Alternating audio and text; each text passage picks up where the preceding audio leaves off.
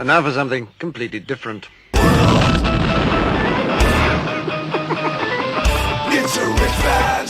Forget everything you've been told by others before. Get ready for the real deal, the full story, real talk about money, markets, life. Now, it's The Real Investment Show, presented by RIA Advisors.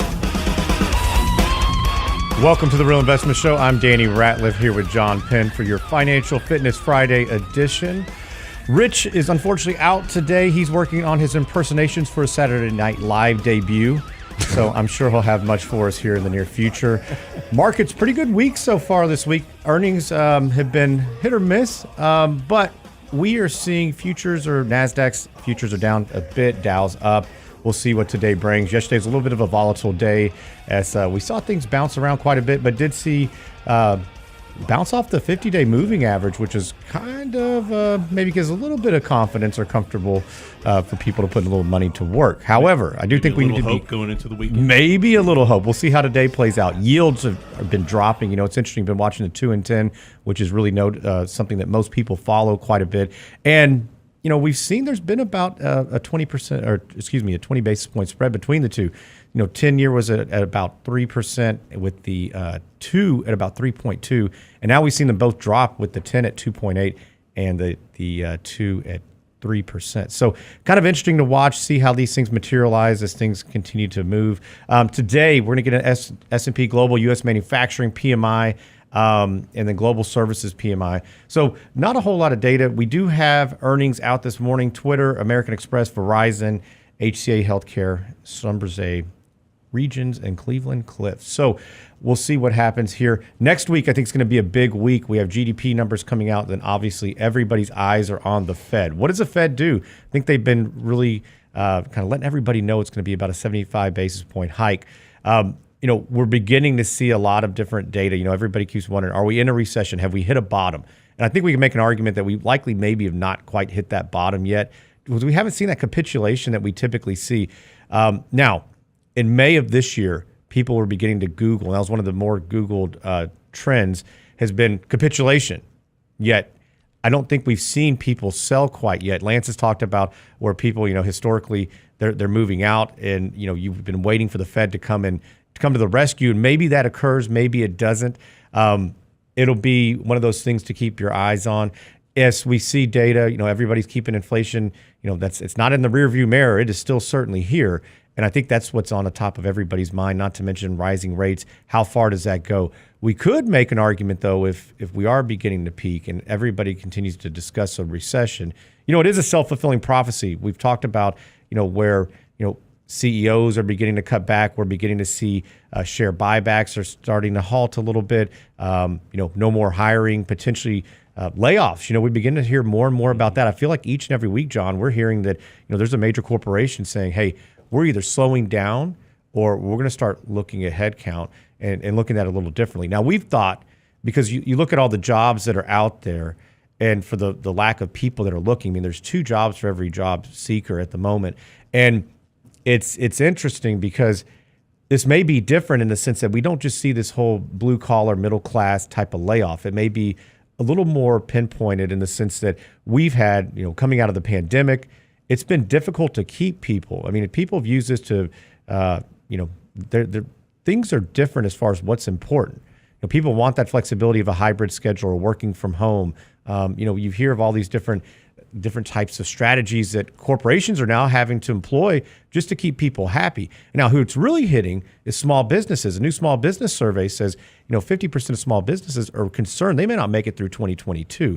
I mean, you know, all those things that we've discussed, the rising cost of interest rates into borrowing money, the inflation, people wanting to be paid more. Now, we have seen an increase in wage growth, just not as substantial as what everybody would really like here. Yes. And you know, it's tough to keep things in perspective, and it's getting tougher and tougher, I think, for people to pay their bills. It is. I was talking with a gentleman yesterday who's a small business owner, and he said, John, you know, my input costs have gone up 5x. Just from the cost of the goods and just what they need to manufacture what they make.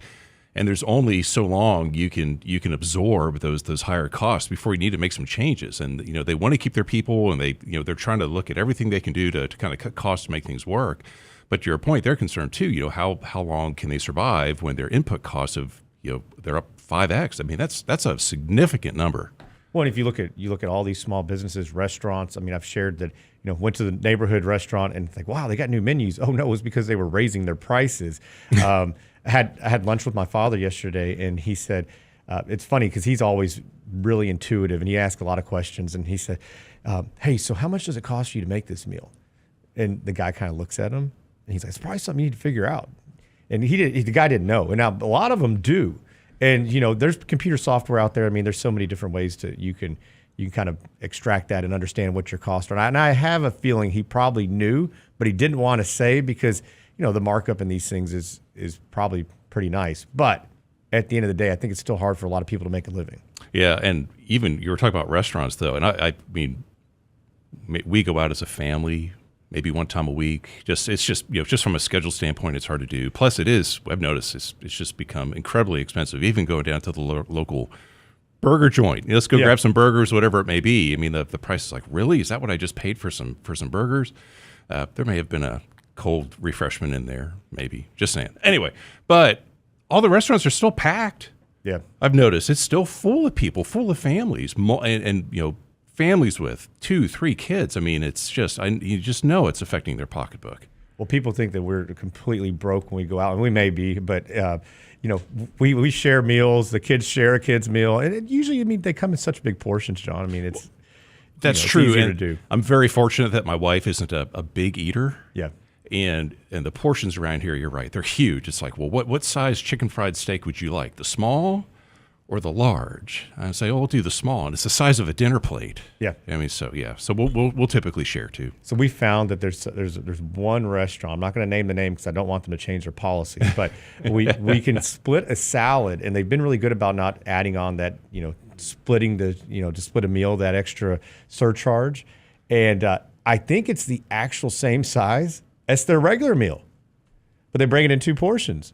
So yeah, don't say the name of the place on the air afterwards. I'll let you know later. Give me the hookup on that. Yeah, absolutely. Yeah. But people are doing more and more to try to understand and really make a more conscious effort on their finances. So we're going to talk a bit about that today. Some of the hacks that you can do. What are things that you can do to keep more money in your pocket? Also, you're getting a lot of questions, John, about where, at different stages of life or stages of, your financial career, what do you do? Where do you put money? How do you invest in these different scenarios? I think it's interesting because, I'm getting a lot of younger people who are saying, hey, let's go all in right now. I'm more prone to be a lot more aggressive. And I think there's some good things about that. But, a lot of people are trying to catch a falling knife, and that's where the difficult thing occurs here. And if you put all of your funds to work all at once, that can be problematic in the sense of you may have to write this thing down and you may get really uncomfortable, may not have the skin for it. And that's where, you can run into some issues. And the one thing we don't want to see people do is a lot of people will do that and then they pull out. So, we've told those stories of people where they do the complete opposite of what we know we should do, which is buy low, sell high. And it's a really difficult thing to do because emotionally we want to keep going when things are going well and continue to buy. But when things are low, we typically don't. Now, what happens if you continue to invest or you put all the funds you had on the sideline in and it continues to go down? Because what I'm afraid of, John, is that some of these people with no experience, they jump out. And then they don't get back in. They say, forget it. And I don't think that's the right thing either. So we've got a lot to get to today. You're listening to Financial Fitness Friday, the Real Investment Show. We'll be right back after this quick break.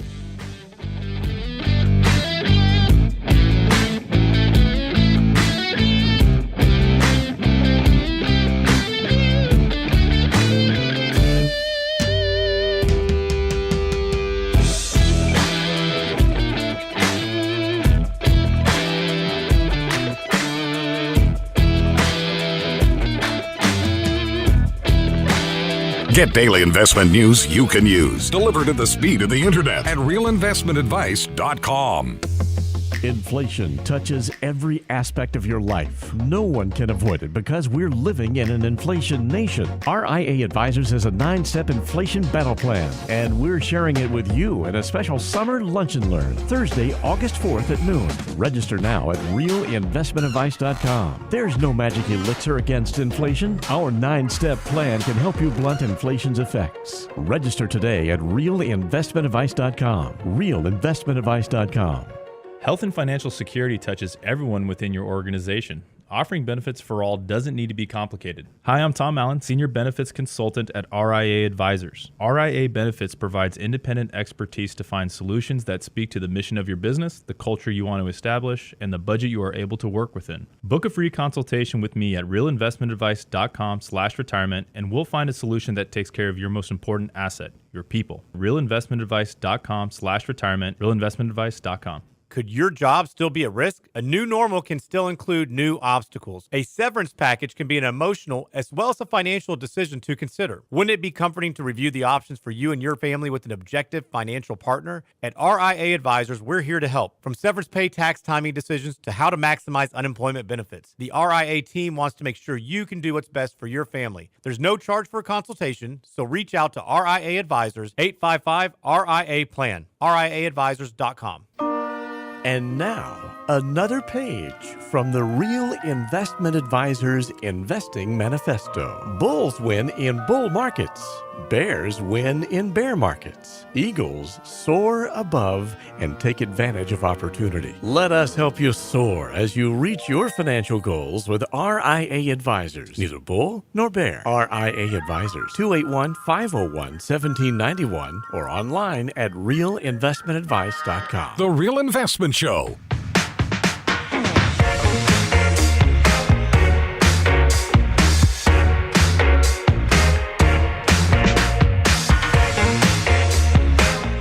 Welcome back to the Real Investment Show, Financial Fitness Friday edition. I'm Danny Ratliff here at John Penn, Certified Financial Planners. Hope everybody's off to a great start this Friday morning. You know, everybody's complaining about the heat. However, the National Weather Service has just issued instructions for Texans on how to bake lasagna in your mailbox. Ooh, that could work. It could. I mean, we're talking about food. Maybe we just do a food show today. I mean, we could do that. Why would that be different from any other Friday? Well, I'm sorry, there's no voices. Janet Yellen is not here today. You could probably cook on your dashboard, too. You leave your vehicle out. You can Fry fry some eggs on that. Right, yeah. Heat up some leftover pizza. Probably make a pizza on your dashboard. My wife's car is black. Yeah. It's a Dutch oven on wheels. Yep. I can see that. I could see Put that. a little bacon on the hood. Yeah. Why not? So, talking about, hacks and things that you can do to save money. We've been getting a lot of questions on, where do we go? What do we do? I mean, people are pulling back in many different ways. And I think one of the bigger things, and kind of segueing here off of food or maybe into more food, is what do you tip, John? And then what do you tip like your Uber, your Lyft drivers, or your people that are bringing you, I guess, Uber Eats, or, I don't really do any of these, so I know I'm probably botching some names here. But, I think this is a big way that people can save money by understanding and maybe actually having some set rules surrounding that. We always talk about rules and things to kind of keep you in those guardrails so you don't get veered too much off track. So what do you typically tip, John? I mean, how does that look for your family? Yeah, I'm a good tipper. I can't help it. I like taking care of the people that take care of me. Yep, and, I agree. And my wife is a big believer in that too, and she watches how I tip. And if I don't tip correctly, She goes back, or she'll start pulling ones out, or it's something? over. It's just like I get the silent treatment on the way home. It's like, and I'll say, so what's going on? And she'll look at me and she'll go, I saw what you wrote down on that receipt. I saw what you tipped. So I typically tip pretty well, and so I'm over tipping probably the Uber drivers or the folks that deliver food. And we don't take up on that service very much now. I will say we did last night. The Penn house was without power. There was a certain part of Houston last night that had no power for a couple hours, and we just folded and we had food delivered to the door. We typically tip somewhere in that 15% range. Okay, that's not of too what the bad. meal is, 15-20%.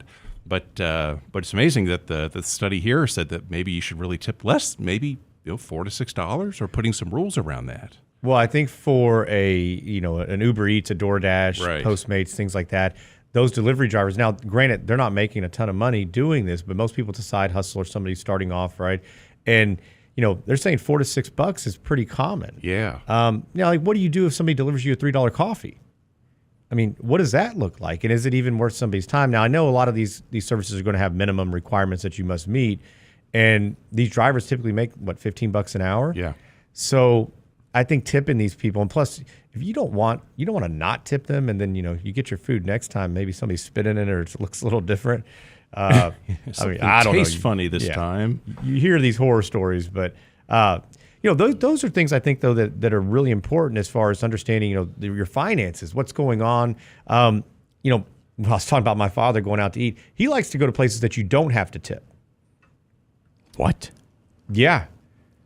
Well, very, very deliberately. So he'll want to go somewhere where you can go to the counter, you can pick it up from the counter. Now, he does not say he doesn't go out to eat other places, but he's mindful because he's like, well, hey, if I go out, he probably eats out more than most, but he's like, if I eat out once or twice a day, because he's always on the road, he's like, that adds up quick. It does add up. Mm-hmm. But even places where you go and order from the counter, now they have that little screen that you turn around, and you can select your tip or a custom tip there. The deli downstairs has got that. Yeah, I noticed that. So it's hard to. That's pretty impressive if he can find a place where you don't really have to tip much anymore. Well, the best deal is you should bring your food. Like come in here, like to the office. I typically don't eat out. Yeah, I'm a leftover king. I try to eat I try to eat as many leftovers as I can during the week, and even our girls look at me and they're like, "Dad, is that still good?" I'm like, I think it is. It's only been in the fridge for 2 days. Yeah, absolutely, it's good.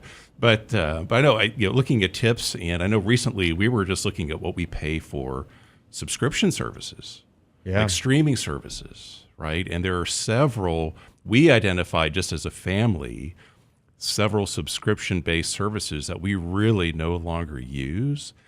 And every little bit adds up. $10 here, $15 here, $25 there.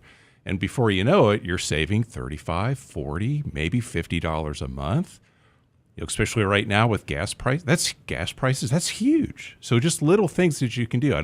Looking at how much you tip, looking at subscriptions that maybe that you don't need, just certain ways that you can kind of trim back some of the cost just with your overall budget. I know we just recently went through that exercise at our house. I know, really exciting stuff, but every little bit helps. No, it does. And I think that people are saying, okay, you know what, I'm struggling to make ends meet in many ways. You got people who are just out of college or entering the workforce, or heck, maybe you've been there for a while and it's just a difficult time because these costs have become more expensive. But what do you do to kind of get ahead? And I think this is one of the bigger things that we need to keep perspective on, is that there are so many people out there that are struggling, day to day. And where do you go? And so I think that we always talk about the emergency reserve fund. Many people can't even create that. The hierarchy of where you save. Do you go to emergency reserve? Do you go to paying off debt? Do you go to the 401k? And I think it's always a little bit of both. But there's an interesting article out on CNBC how somebody created a joy fund said to help them overcome their scarcity mindset and start building wealth. That's what the title of the article is. And I like the concept, and it's something we actually do. And so my wife and I, we have a rule that if it's something we can pay somebody to do, but we do it ourselves, we put that money in a savings account.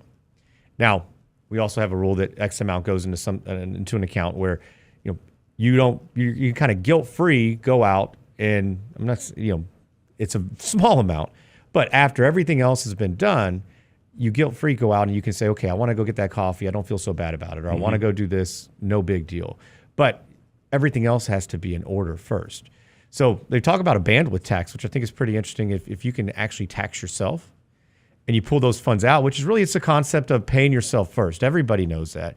And so as your income continues to increase over time, or you get a bonus, put those funds aside. Don't increase your cost of living. And that's probably one of the more difficult things to do. But John, what do you think, and what do you see your clients doing that have been really successful?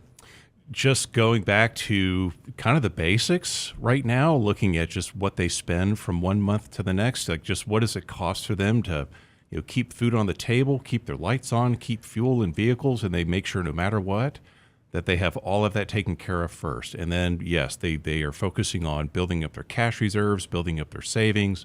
Maybe there's some expense items right now that they'd really like to, maybe it's a new fence in the backyard, or it's a little bit of a renovation to the home, and they're just waiting. They're waiting to see if they can get a better price. Or what I noticed too is especially with couples, husbands, wives, significant others, they're in it together and they're making decisions together, and they have rules around this. That's just like how you mentioned with your wife.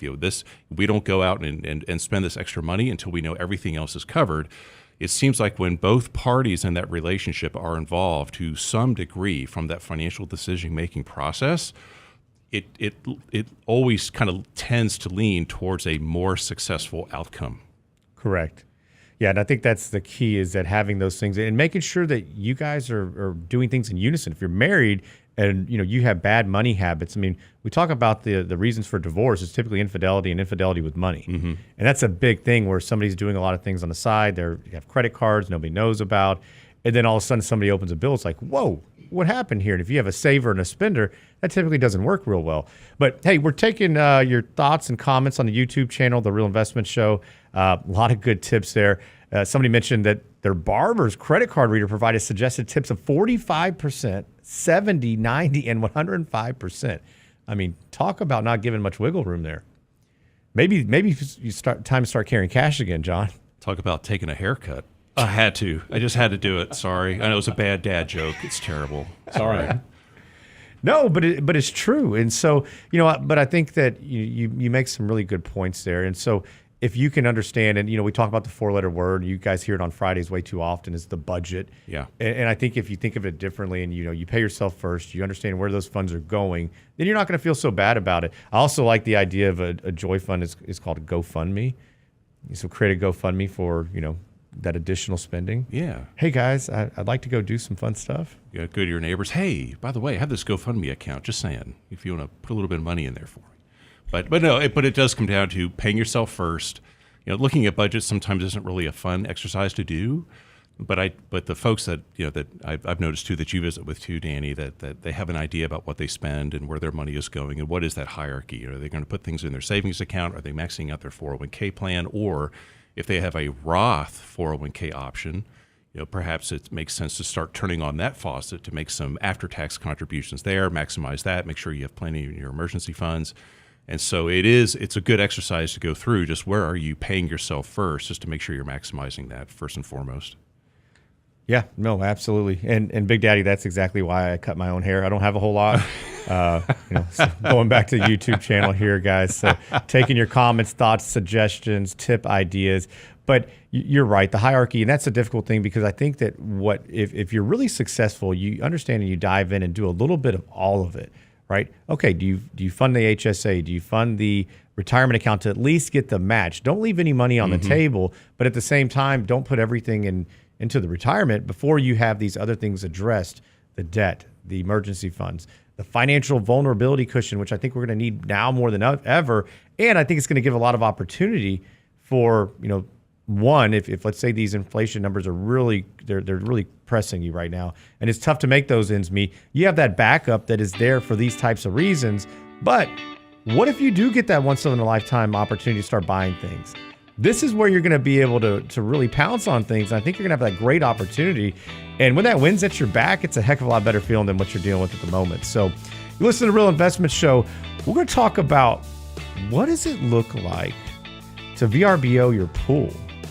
We'll get right back. You're listening to The Real Investment Show, Financial Fitness Friday. We'll see you in just a moment.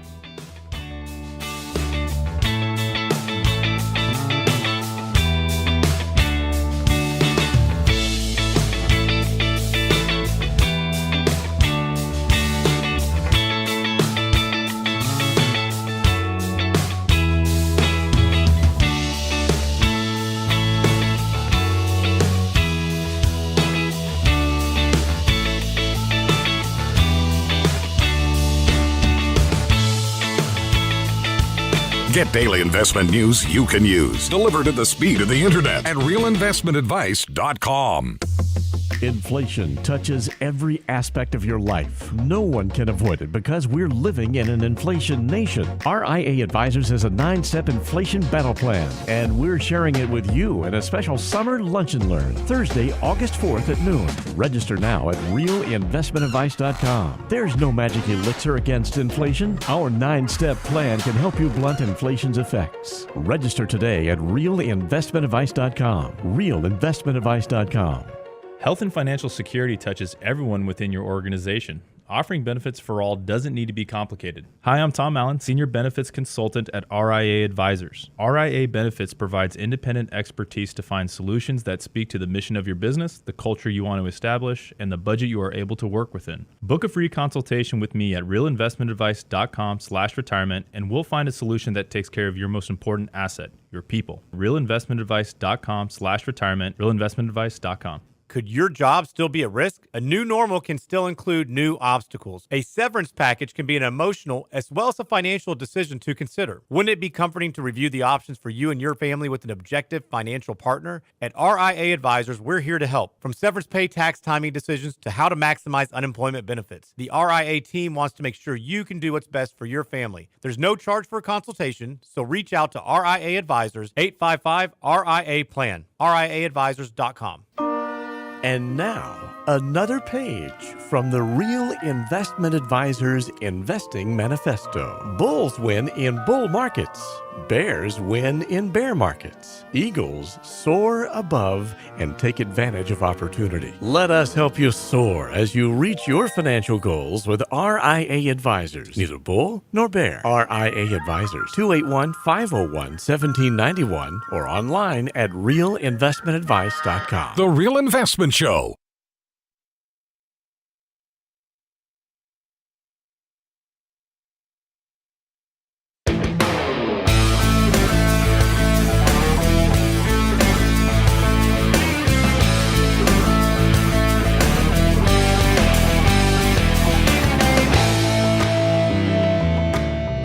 Welcome back to the Real Investment Show. I'm Danny Ratliff here with John Penn. Talked a lot about inflation, what it's doing to households. And on August 4th, we're going to be talking about Inflation Nation, a 9-step battle plan and things you can do. How do you create that micro budget for maximized cash flow? Should you postpone Social Security? That's a big one. I think that's something we always talk about. Then how do you renegotiate credit card rates? John, you've talked a little bit about credit cards and the impact. I mean, we're seeing credit card rates at highs once again.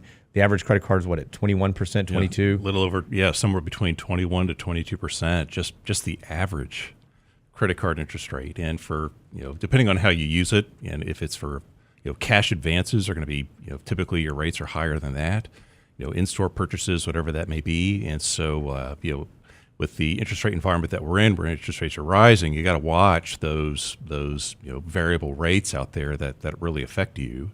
And before the last break, Danny, you were talking about just kind of investing for all ages, and we talk with a lot of folks that are younger, in their 20s, late 20s, early 30s, and just always trying to make sure they're on track with things. And a lot of those conversations kind of sometimes revolve around debt and how to manage their debt or how to get ahead, and how to manage their credit cards. And, a lot of the folks that we work with, they use credit cards in a very responsible manner. You use it once a month, and then you use it and then you pay it off at the end of the month. And it's a really good way where you can track and use it from a budgetary standpoint.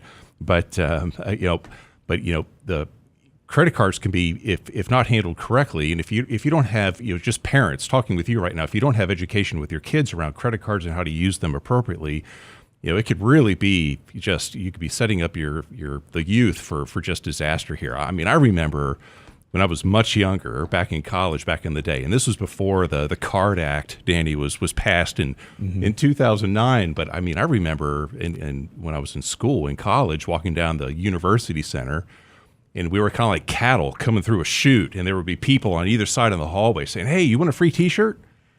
A college kid, sure, I'll take a free T-shirt. Yeah, I got a backpack too. You want that? Sure. What do I need to do to get it? Here, just fill out this application. Oh, what's this application for? You were getting T-shirts and backpacks. They're giving us pizzas. I mean, come on. Well, I mean, it's like, oh, I want a backpack. Yeah, I'll take it. What do I need to do for it? Here, just fill out this application. Well, what is it? Oh, it's for a credit card. Oh, how does that work? Oh, you mean I can buy stuff and just pay it off later? All right, sounds good to me. And so, and that could be the most costly pizza or T-shirt or backpack that you ever got. So it can. And I saw a lot of buddies get out of control. Things. Oh, we're going to go to spring break. We're going to do this. And the thing is, if you get one of these credit cards and then you pay it down once or twice, they start raising your limits. And so one thing I thought I did when I was really young is I didn't want to fall in the same trap I saw some friends do. And so I said, hey, cut it off. And it was something like $1,200. So if you really needed to do something, you probably couldn't. But it went $1,200 went a lot further back then. Sure. And so, working a couple jobs, it wasn't as big of a deal. But I think that's one thing for, younger folks to understand, that maybe just getting that bigger limit, and it isn't always a good thing, because you can get out of control. Just because you have access to it doesn't mean you should spend it. And we all want to be optimistic and think, hey, it's always going to get better. We're going to make more money, get a bonus. we'll go ahead and put it on credit. And that's what they want you to do, which is really important and why the Credit Card Act of 2009 came about. You want to share a little bit about what that does to protect consumers or kids? Well, for kids, you had to have a cosigner. I mean, if anybody was 18 or younger, or I think if you were younger than 21, you weren't able to apply for a credit card on your own. You had to have an adult or somebody that was at least 21 years old where you could actually actually co-sign on the application. So for kids that were pretty young, in your late teenage years, at that point you could no longer really apply for a credit card, which was the right thing to do, right? Yeah. Oh yeah, absolutely. And that's the thing is that many people just bounce from card to card to card. And look, if you have some debt on there and it's taking you a while to pay it off, if you can do that with 0% interest, not a bad strategy. Now, it's a bad strategy if you just continue to do so and continue to use it, never really pay it down. Right. That's where, I think a lot of households will get in trouble, and especially a lot of youth. And yeah, you got to look at the fine print on that, though, because if you make a transfer from one card to another card with a quote-unquote 0%, there's probably a transaction fee for moving that balance over, and so you really don't net out positive in the long run. That's a good point, not to mention you do typically have a specific time frame of that balance being at that 0% or whatever the incentive they're trying to get you over with. But, so talking about a lot of different hacks and things that people have done in this environment. We've talked about the gig economy where everybody has side jobs and are trying to do all they can, create new businesses. A lot of people taking a liberty during the pandemic to say, take the job and shove it, which is interesting when, we think everybody should have been struggling. It gave people that opportunity to do something a little bit different. Now, one guy did something I thought that was pretty neat. He has been renting out his pool. Now, there's an article about this, which is kind of crazy because you think he's probably praying after he did this that his insurance agent wasn't watching this or reading this, because when you talk about the liability aspect of it all. The attractive nuisance clause in the insurance, where that is called the attractive nuisance clause, where if you are the one on the street with the pool, you start attracting the kiddos, so insurance premiums for sure, right? Yeah, I mean, you get the kids that are jumping in the pool while you're away, you pull out. And that probably does happen. But this guy, he is 57 years old, and so his side hustle was he built this pool back in 2012. Spent a little bit of money on it, $110,000 back then, which would mean it'd probably be way more today. But he has, since September of 2020, started renting out his pool. Now, granted, you need to check with HOA and see what types of restrictions you may have. This guy doesn't have any, but he has entertained or hosted 9,000 swimmers since September of 2020 and made $177,000 in revenue. I mean, think about that. Now, sounds like a full-time job because the guy says he's checking his pool multiple times each day. You got to really understand, the balance of pool chemicals, I would believe. But what does that look like with people coming in and out of your backyard? That's a lot of blue dye. Yeah. I think I'm going to go put in a pool. I don't know. I don't have a pool right now. I don't want to take care of the maintenance. Could you imagine 9,000 swimmers? That's pretty impressive. That's a lot of people. They said they work 12 to 14 hours a week on it. But where do you draw the line? Where do things get out of hand? But he does. There's an app called Swimply that takes a 15% cut of each booking. That's how he books it. I don't know if there's a marketing budget associated with it, but they get about 26 visits per week. And he does some nice things with it. He heats the pool when it's a little bit cooler. He provides heated blankets. I mean, he's probably spending a little bit of money on it, but $70 per hour for 5 people, and then that goes up if you have additional guests. So pretty cool side hustle, though. A little different than driving the Uber or renting the whole house out. Does it say what his real job is? No. I'm just curious how it works. Does he allow multiple families to be in the pool at once? Maybe it's like a networking thing. Hey, Brent, how you doing down there? Yeah. Good to see you again. Family reunion at the pool. Yeah. But, it's kind of neat. This app, Swimply, they currently offer hosts up to $10,000 to cover the cost of damages sustained during a booking. So if the guests aren't willing to pay for it, they kind of give you a little bit of an insurance policy. I can't imagine, though, what the insurance would be if you told your insurance provider, hey, by the way, we don't do short-term rentals for the house, but the pool, a little bit different. I imagine you'd have to have a pretty nice little liability disclaimer there. I would think so. Yeah. Otherwise, you're going to be underwater. Oh, Man, so well done. You two with the dad jokes today. So well done. Well, there's a gentleman I just spoke with about 2 weeks ago. Now he's not renting out his pool, but he's going around and cutting everybody's yards in the neighborhood for just to make a little bit of extra money because it's just a little bit extra money in his pocket. Yeah. What's his rate? He charges about maybe $20 or $25 a yard. That's a good rate. Wow. And so now in one of the houses where he takes care of the yard, that house has a pool, and he said, I won't charge you to cut your yard if you let me use your pool. And they worked out a deal. So now he and his family can come over there and swim in the backyard, but he cuts the guy's grass for free. Barter is alive and well. It is. It is. I'm seeing a lot more on like the neighborhood Facebook page of retired guys are saying, hey, you need handyman help around the house. You want to hang a light fixture.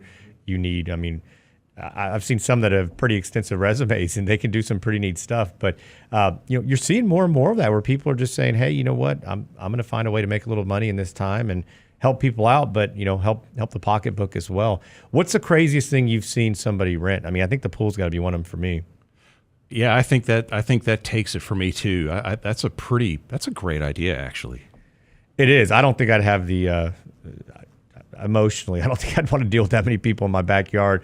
I used to live on a corner. I turned into the 80-year-old man. I wanted like a potato launcher, just everybody running the stop sign. And I had to move because it was stressful. It was brutal. I'm like, I have kids, slow down. In fact, when we moved, our neighbors put out, they were so mad that we moved, they put out these signs all in their front yard, like, kids, slow down. Which people do need to slow down. People aren't they're looking at their phone. But interested to know what y'all's craziest side hustle you have seen. Go to the YouTube channel. Let us know. The pool rental's pretty neat. That liability's got to be nuts, and then the security aspect is pretty crazy. But so we talked about some of these different ideas and things that you can do. A lot of people are retiring early, and there is something that we're beginning to see a lot more people utilize, and that's the 72T, John. Mm-hmm. And so there is a rule within the IRS will allow you to retire prior to 59 and a half and tap those retirement funds. And so I want to talk a little bit about that and what that means, what that looks like for you guys as far as if you are thinking about retiring early and some of the pitfalls that could be associated with that as well. Also, you sent me you were talking to somebody, I think, that said, they don't plan to retire. Right. What does that look like if you don't plan to retire? And saying, well, I don't need to worry about a retirement account. That sounds great, but how many people actually retire earlier than they think they were? And you have life gets in the way, right? Unforeseen changes. I think that could be an issue as well. So a lot of retirement tips we're going to get to here. Talking about things that people do.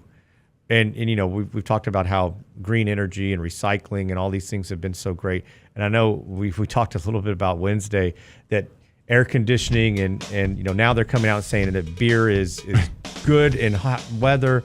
There's a new brew beer in Singapore that is made from, get this, Brent, recycled sewage water. And would you drink that?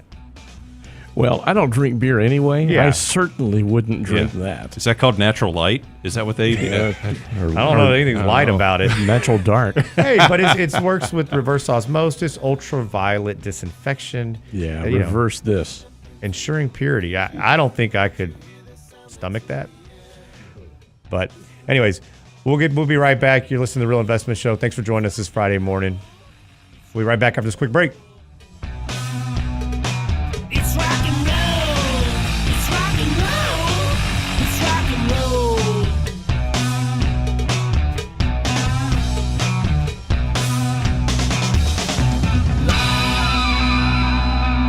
Get daily investment news you can use, delivered at the speed of the internet at realinvestmentadvice.com. Inflation touches every aspect of your life. No one can avoid it because we're living in an inflation nation. RIA Advisors has a 9-step inflation battle plan, and we're sharing it with you in a special summer lunch and learn Thursday, August 4th at noon. Register now at realinvestmentadvice.com. There's no magic elixir against inflation. Our 9-step plan can help you blunt inflation's effects. Register today at realinvestmentadvice.com. realinvestmentadvice.com. Hi, Lance Roberts here. If you're like most people, your 401k plan represents the bulk of your retirement assets, and unfortunately for many, managing your 401k plan can be difficult. There's so many choices, so many things to consider. With just a quick email, a couple of questions, you can put RIA Advisors to work for you managing your 401k plan. Get started right now at the website, realinvestmentadvice.com, or simply call our toll-free number, 855-RIA-PLAN at realinvestmentadvice.com. Health and financial security touches everyone within your organization. Offering benefits for all doesn't need to be complicated. Hi, I'm Tom Allen, Senior Benefits Consultant at RIA Advisors. RIA Benefits provides independent expertise to find solutions that speak to the mission of your business, the culture you want to establish, and the budget you are able to work within. Book a free consultation with me at realinvestmentadvice.com/retirement, and we'll find a solution that takes care of your most important asset, your people. realinvestmentadvice.com/retirement, realinvestmentadvice.com. And now, another page from the Real Investment Advisors Investing Manifesto. Manage risk and volatility rather than trying to manage gains. You don't have to be right all the time. Long-term investing success is a 70% gain. Let us help you reach your financial goals with RIA Advisors. Neither bull nor bear. RIA Advisors, 281-501-1791 or online at realinvestmentadvice.com. The Real Investment Show.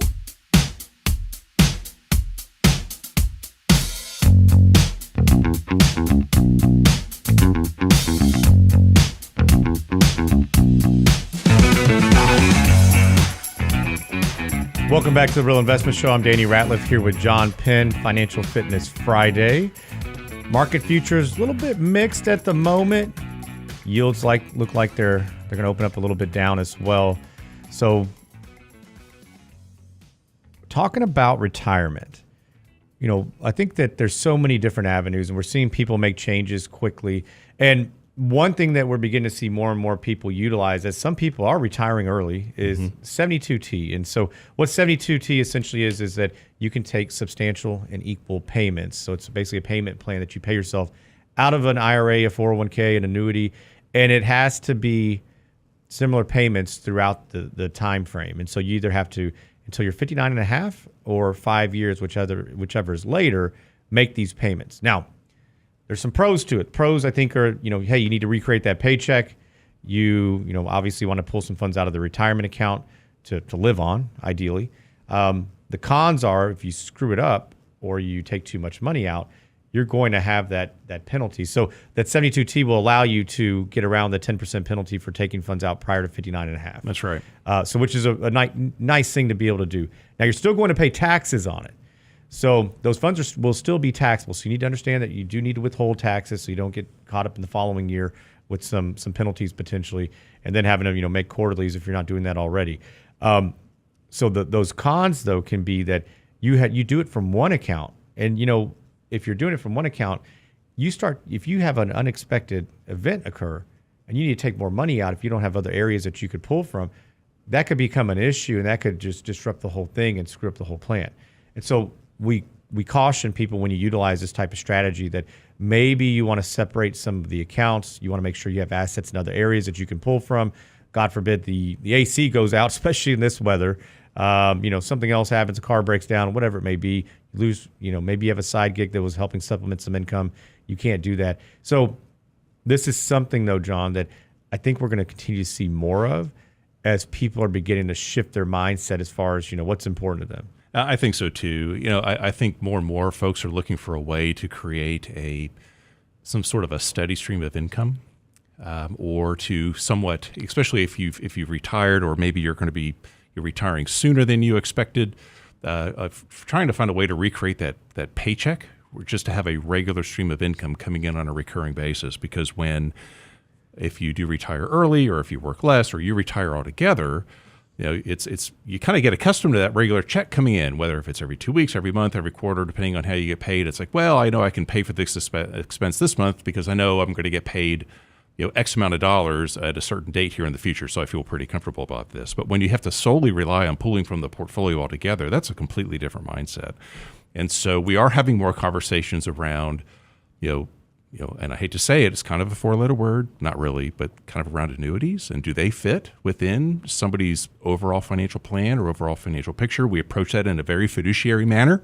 It's not that everybody gets an annuity. It's just if it works, if it makes sense, we'll look at it.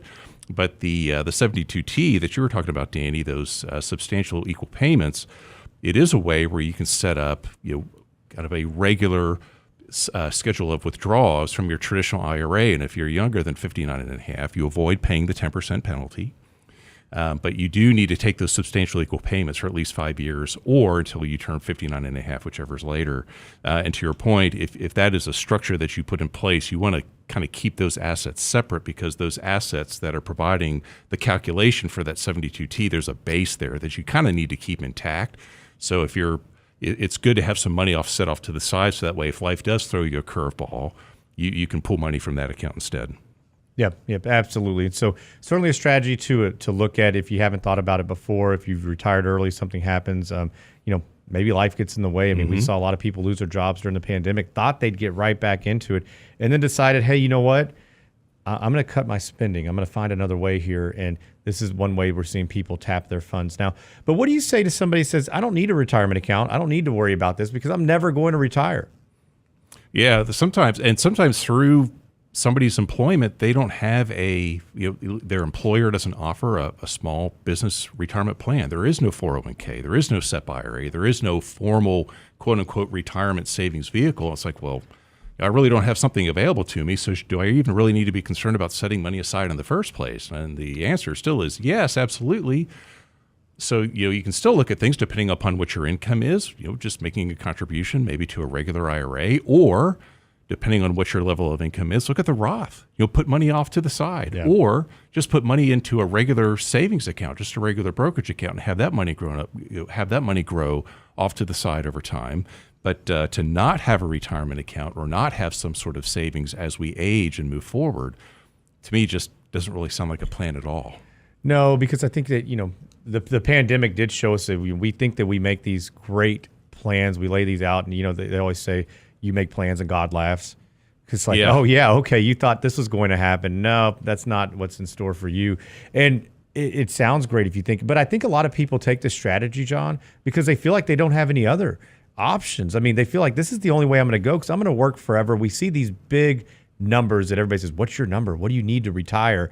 And that's where people get in trouble because they say, well, instead of just chipping away little by little by little and seeing that growth over time, they just say, forget it. I can't do it. Yeah. I mean, if you sit down with a financial planner or if you're just looking at some online calculators, excuse me, and you see that you need to have, this huge number in order to retire, to your point, Danny, it can become very overwhelming where you go, wow, is it even worth?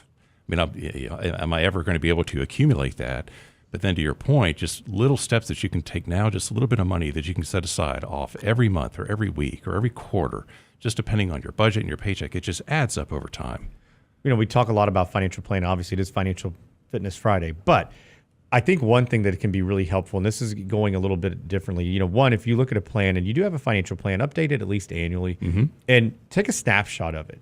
And that way you can come back to it. I even like putting the pen to pad and then saying, okay, hey, this is what the net worth was. This is what expenses were, liabilities were this year. Here's what they are the following year, and hope that each and every year it's getting a little bit better. And I think putting it down on paper gives you different perspective on it and understanding of, okay, I'm actually doing a little bit better each and every year. Now, you're going to have a down year with markets. Those things are going to occur. But if you're in the accumulation phase, hopefully it's not going to impact you nearly as much as, if you're in a distribution phase and you're already retired. So as you're thinking about meeting those lofty goals, we always talk about Rome wasn't built in a day. It's little by little each and every day. But so, John, you've been getting some questions recently about differences between mutual funds and ETFs. Yeah. And so what is that mainly around? Just the basics of it, understanding the concepts of it? I know most of you guys out there probably do have some understanding, but there's a lot of people just don't ask the question that think the same thing. Yeah, so it's between a mutual fund and an ETF or an exchange traded fund, they're both what I like to think of. They're both a bucket, right? Like a regular mutual fund, you put your money into the bucket, the money gets diversified into holdings within the mutual fund itself, and it's just how mutual funds trade versus how an exchange traded fund trades.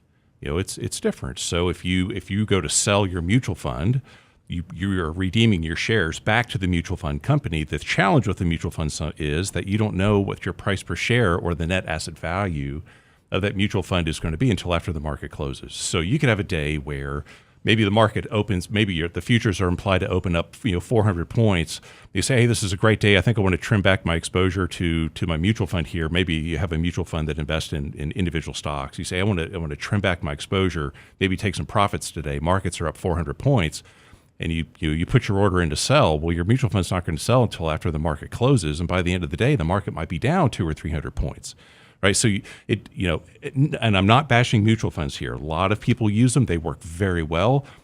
Most of the time in our retirement plans, 401k plans, 457s, 403bs, you name it, that's what you have to use in there. You usually have a menu of mutual funds that you can select from to build out your portfolio. So they just trade, or the buys and sells for mutual funds transact after market close. An exchange traded fund, hence the name fund, it's a bucket, it's a basket. You can put your money, you buy shares of the exchange traded fund, but hence the name exchange traded. It trades on the exchange live during the day, like a stock. So when you buy shares of the exchange traded fund, assuming that there's a seller on the other side of that trade, whenever you buy that exchange traded fund, right then and there that the price you paid. Or if you decide to sell that exchange traded fund, right then and there the money that you received from the sell. So they're just a little bit more liquid. Yeah, and so sometimes depending on your situation and what you're trying to accomplish with your investing goals, sometimes an exchange traded fund or a portfolio of exchange traded funds might be more advantageous. Or nothing against mutual funds. They work very well. It just really kind of depends the type of account that you have and what your investment options are. But sometimes when, even I'm talking about different portfolio strategies and I ask the client, hey, it looks like you own a portfolio of exchange traded funds. Do you know what those are? And most of the time I hear, no, nobody's ever explained this to me. Really? Well, and I think those are really good points you just brought up of the difference between a mutual fund and that ETF. And so exchange traded funds or ETFs are typically, they're not traded or actively managed like the mutual fund would be. So they could be a little bit more tax efficient in that aspect. Also, you mentioned they trade during the day, so you could have sold yesterday morning, bought back when the market dropped, and sold it again at the close. And people can trade those much more frequently. Not that we're advocating for that, right? But the other aspect is understanding the cost of all these different types of options. I mean, mutual funds historically are going to have higher fees than an ETF. And so we do prefer ETFs over mutual funds as investing within our own portfolios for just that matter. Not to say we won't use mutual funds. We have here and there, but currently we don't have any. But great points, John. Guys, if you have any questions, go to realinvestmentadvice.com. You can go to the Ask a Question tab, go to the YouTube channel. Thank you guys for joining us. Don't forget, August 4th, not this next Thursday, the Thursday after that, we're going to do Inflation Nation. Go sign up at realinvestmentadvice.com under the events tab. Thanks for joining us. Everybody have a great weekend. Y'all stay cool out there. Money, money, money. Always Sunday in the rich man's world.